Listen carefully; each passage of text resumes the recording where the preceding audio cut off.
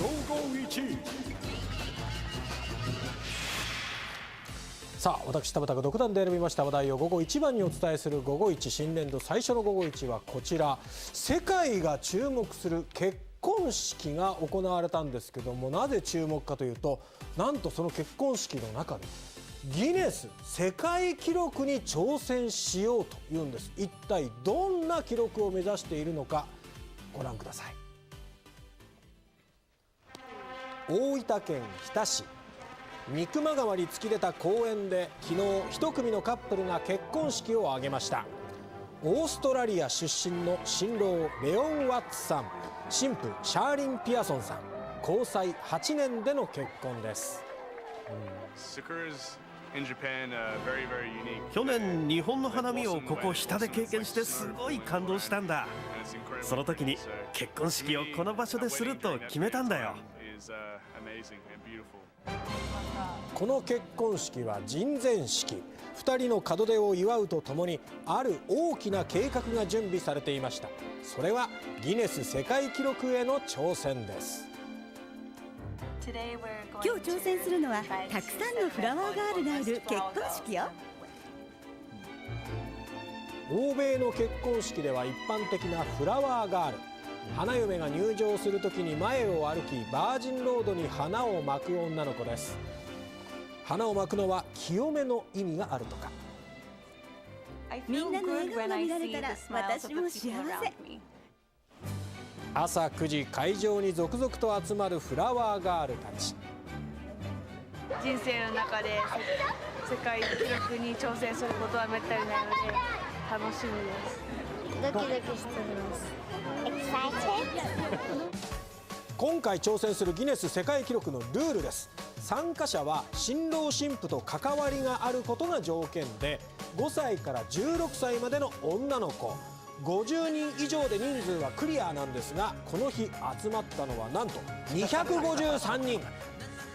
小学校の時にシャッキー先生に英語を教えてもらっていました。新婦のシャーリンさんは3年前から日田市の小中学校で英語を教えています。参加者の多くが教え子たち。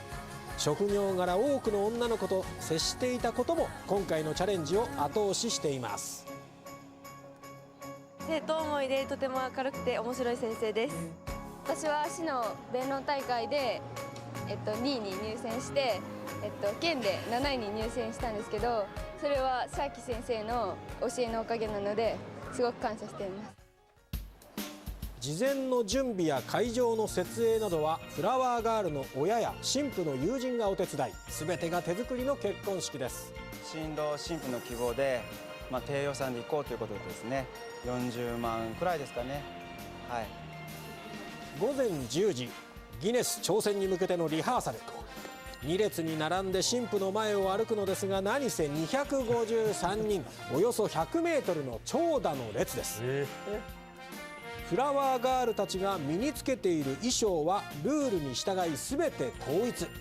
新婦の友人たちが女の子のサイズを一人一人計測して手作りしたんです。一人一人サイズが違うので、それは多分間違えないようにとか見ながらするのはすごく大変でしたね。学校ではどんな感じの先生ですか？朝放送をするんですよ。屋久島に行ってレオンがひざまずいて結婚してくださいって言ったよっていうのを聞いた時には、もう学校中から歓声がキャーって1年前から準備を進めてきた結婚式。世界記録への挑戦は日田で出会った人たちへの恩返しだとシャーリンさんは考えています。 At the time of the earthquakes, which was almost a year ago now, a big loud sound, 地震です、地震です。And then the shaking comes, and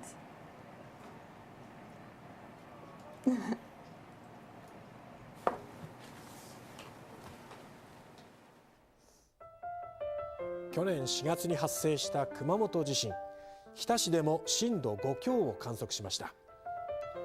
温泉地天ヶ瀬に向かう国道や山間部の集落などで土砂崩れが発生、甚大な被害をもたらしました。地震が少ないオーストラリアで育ったシャーリンさん、今でも振り返ると胸が締め付けられる思いだそうです。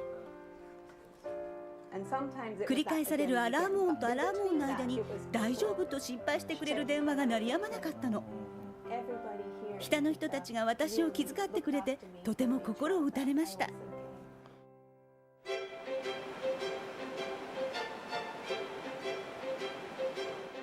それでは始めます。ギネスレコードチャレンジスタートです。いよいよギネス世界記録への挑戦が幕開け。フラワーガールの人数を最終チェックします。結婚式が終わるまでがチャレンジタイム。しかしここで問題が。ギネス世界記録の公式認定員の姿が見当たりません。ちょっと呼びたかったのはもう当然です。すぐ認定ってなればいいんですけど、なかなかですね、低予算ってとこを抑えると難しい、呼べなかったんですよ。自分たちで審査員を探すという方法もきちんと説明がありますんで、そっちの方を採用させてもらいました。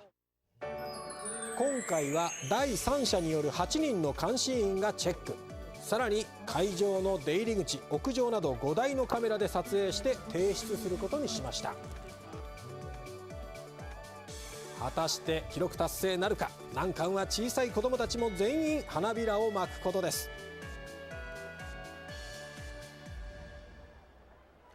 日田市を東西に流れる三熊川。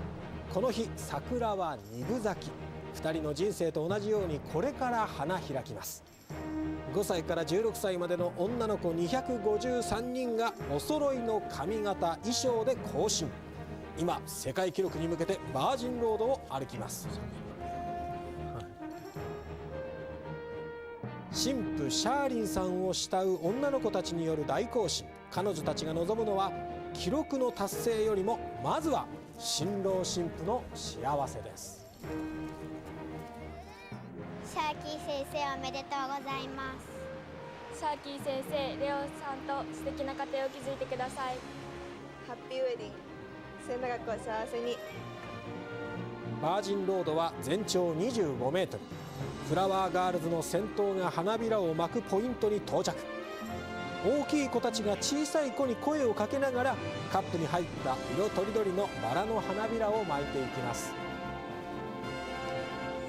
芝生のバージンロードはフラワーガールズの思いを込めた花びらで徐々に色づき始めました。253人の大行進。およそ5分で全員がミッションを果たしました。そして花嫁シャーリンさんが花びらの絨毯となったバージンロードを通って新郎のもとへと歩いていきます。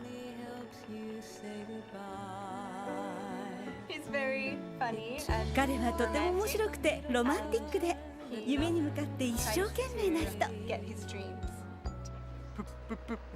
僕と結婚してくださいと言ったら、彼女が「はい」って答えた時は倒れそうになったよ。